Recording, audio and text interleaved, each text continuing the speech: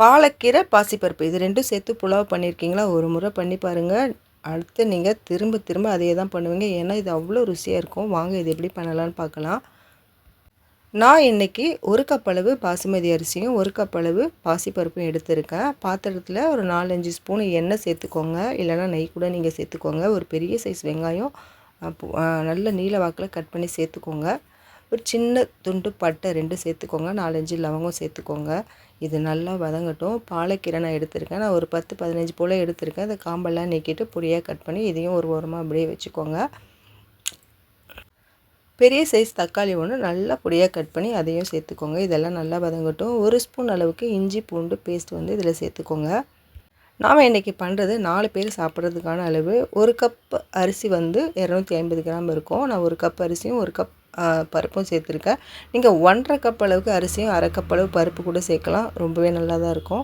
நான் இன்றைக்கி carrot, beans, உருளைக்கிழங்கு, பட்டாணி எடுத்திருக்கேன். நீங்கள் உங்களுக்கு என்னென்ன காயெல்லாம் விருப்பமோ அந்த காயெல்லாம் சேர்த்துக்கோங்க. நிறைய காய் போடும்போது இன்னும் நல்லாவே ஹெல்த்தியான ரெசிபி நமக்கு கிடைக்கும். லஞ்ச் பாக்ஸ்க்கு இது ஒரு சூப்பரான ரெசிபி. இது பெரியவங்க குழந்தைங்க 2 பேருமே விரும்பி சாப்பிட்ற மாதிரி தான் இருக்கும். காய்கறி சேர்க்கும் போது பச்சை மிளகா 2 சேர்த்துக்கோங்க. நாம் எடுத்து வச்சுருக்க கீரையும் இதில் சேர்த்துடலாம். 1/2 ஸ்பூன் அளவுக்கு நான் இதில் மிளகாத்தூள் சேர்த்துருக்கேன். நாம் வந்து இதில் 2 பச்சை மிளகாயும் சேர்க்குறோம். அதனால் காரத்துக்கு ஏற்ற மாதிரி நீங்கள் சேர்த்துக்கோங்க. காரம் அதிகமாக சாப்பிட்றதா இருந்தால் மிளகாத்தூளோ இல்லைனா பச்சை மிளகாய் கொஞ்சம் அதிகமாக சேர்த்துக்கோங்க. நான் இன்றைக்கி 1/2 ஸ்பூன் அளவுக்கு மிளகாத்தூள் சேர்த்துருக்கேன். 2 பச்சை மிளகாய் சேர்த்துருக்கேன். இது வந்து சரியான அளவாக இருக்கும். குழந்தைங்களும் சாப்பிட்லாம், பெரியவங்களும் சாப்பிடலாம். 1 கப் அளவு அரிசி சொன்னேன் இல்லையா? 1 கப் அளவு அரிசி வந்து 250 கிராம் இருக்கும். 250 கிராம் பருப்பு, 250 கிராம் அரிசி நம்ம இன்றைக்கி சேர்க்குறோம். இது 1/2 கிலோ அளவு. இது 4 பேர் 5 பேர் தாராளமாக சாப்பிடலாம். காயெல்லாம் நல்லா வதங்கினதும் இதில் 3 ஸ்பூன் அளவுக்கு நான் தயிர் சேர்த்துருக்கேன். நல்லா புளிச்ச தயிராக இருந்தால் இன்னுமே ரொம்ப நல்லாயிருக்கும். தயிர் சேர்த்ததும் நல்லா எல்லாம் கலந்து விட்டுட்டு நம்ம தண்ணி சேர்த்துடலாம். தண்ணி நான் 1க்கு 1.5 அந்த அளவில் வச்சுருக்கேன். நான் 2 கப் எடுத்திருக்கேன். 1 கப் பருப்பு 1 கப் அரிசி எடுத்திருக்கேன். அதனால் நான் 3 கப் அளவுக்கு நான் இன்றைக்கி தண்ணி சேர்த்துருக்கேன். இந்த மாதிரி நம்ம சேர்க்கும் பொழுது அரிசி உடையாமல் குழையாமல் உதிரி உதிரியான சாதம் நமக்கு கிடைக்கும். தேவையான அளவு உப்பு சேர்த்துக்கோங்க. தண்ணி நல்லா கொதிக்க ஆரம்பித்ததும் அந்த டைமில் அரிசியும் பருப்பையும் சேர்க்கலாம். இதில் நான் வந்து சமைக்கிறதுக்கு ஒரு 10 நிமிஷம் முன்னாடியே அரிசியை தண்ணியில் போட்டு வச்சுட்டேன்.